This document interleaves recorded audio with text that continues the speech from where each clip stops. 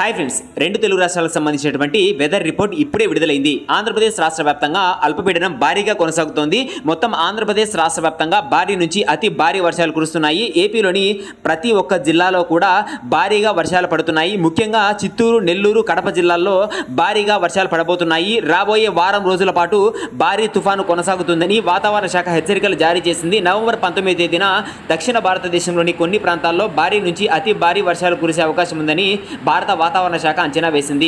ఈ వారంలో తేలికపాటి నుంచి మోస్తరు వర్షాలు కురుస్తాయని పేర్కొనగా, ఆగ్నేయ బంగాళాఖాతంలో ఏర్పడినటువంటి అల్పపీడనం నవంబర్ 19, 2021న పశ్చిమ వైపు కదులుతూ దక్షిణ ఆంధ్రప్రదేశ్, ఉత్తర తమిళనాడు తీరాలకు ఆనుకుని నైరుతి బంగాళాఖాతానికి చేరుకునే అవకాశం ఉందని వాతావరణ శాఖ పేర్కొంది.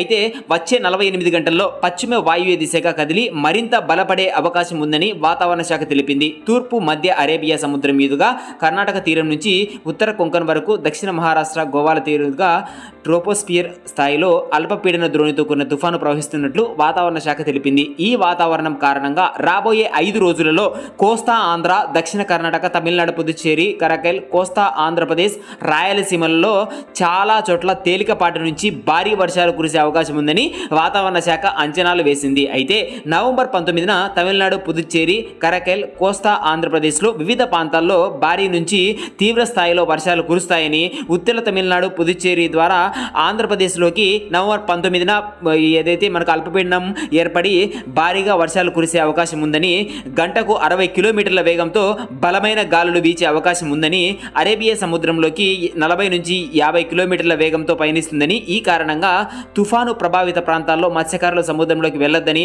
ప్రజలందరూ కూడా జాగ్రత్తగా ఉండాలని, రాబోయే 5 రోజుల్లో భారీ వర్షాలు పడబోతున్నట్లుగా మనకు వాతావరణ శాఖ హెచ్చరికలు జారీ చేసింది. దీనితో పాటు మరోవైపు ఆంధ్రప్రదేశ్ రాష్ట్ర ప్రభుత్వం రెడర్లు కూడా విధించి ప్రజలందరినీ జాగ్రత్తగా ఉండాలని, కలెక్టర్లందరికీ కూడా ఆదేశాలను కూడా జారీ చేసింది. సో ఇది వాటి ఇంపార్టెంట్ అప్డేట్. వెంటనే మన ఛానల్ని సబ్స్క్రైబ్ చేసుకోండి.